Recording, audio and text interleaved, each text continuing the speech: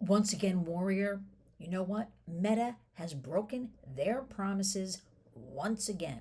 Meta, that would be Facebook, Instagram, WhatsApp, even that thread you see now, that's all Meta. But we're gonna talk today about Instagram because a new study was just released by our great colleagues, Fair Play for Kids. Teen accounts, broken promises, and despite everything, and it's escalating what's going on with these big tech platforms. I feel like every single day, and it's in their favor, something's happening. But you know what the hope is and the good news?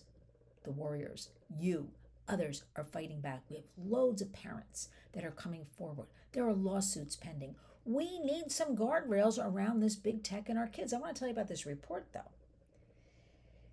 And I should say, what else is new when I say there's a report, but there's some key findings here that 2 out of 3 safety tools on Instagram teen accounts are ineffective or non existent, leaving children at dire risk of harm and abuse. There are so many different rabbit holes that kids are encountering. On Instagram, remember it's 13 and under. A product design undermines safety tools. Sexual behavior incentivized. Meta cannot be trusted to protect teens. All we have to do is look at the history. We have to look at the history of all the broken promises from over the last few years, how Meta, aka Mark Zuckerberg, even in front of Congress, even in front of parents whose children have been harmed, said, we're going to do everything in our power. We are doing everything in our power. We're going to fix this, and nothing happens. So why do we expect this new report to be any different? But this report, and I'll put the link of it into the body of this because I want everybody to look at this. What happened for this report is that one of the Meta whistleblowers came forward. There are 5 now that we know of. His name is Arturo Béjar.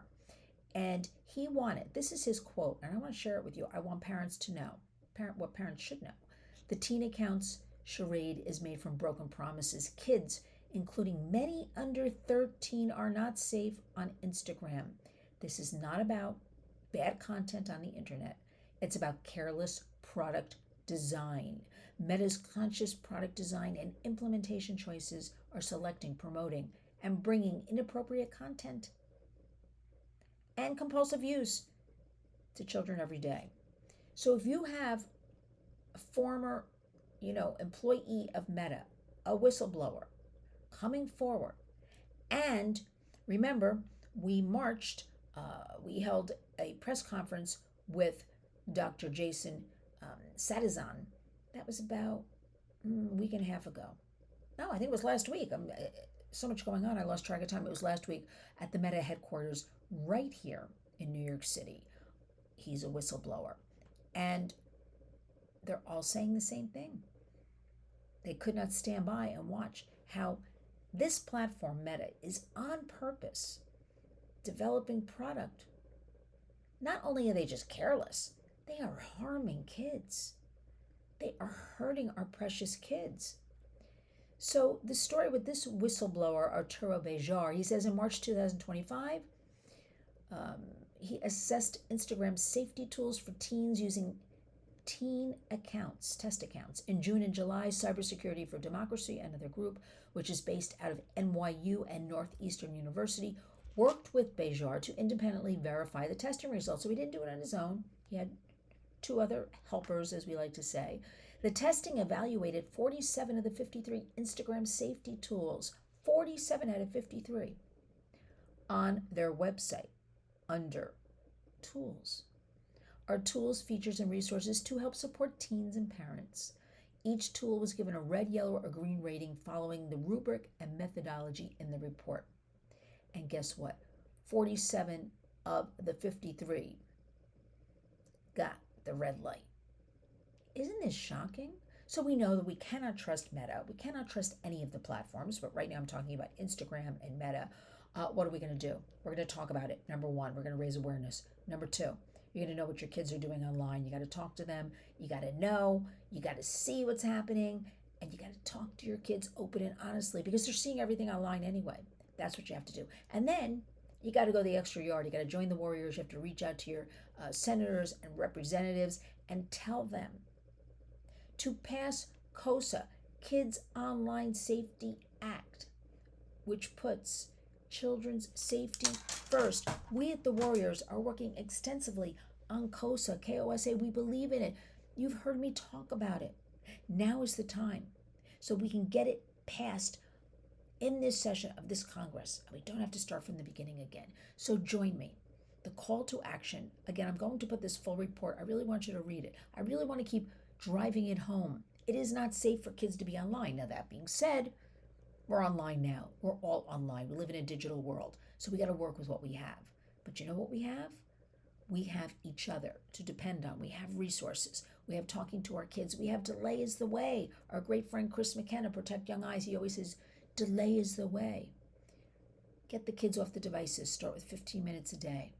Do other activities. But your homework right now is to contact. It's very easy. House.gov. It's sitting. KOSA passed the Senate 91-3. And I'm not going to bore you with all the weeds, as they like to say, what goes on with the bill. Passed the Senate 91-3. Of course, I asked, who were the three? 91-3. So that's overwhelming. Overwhelming. Then it goes over to the House for a vote.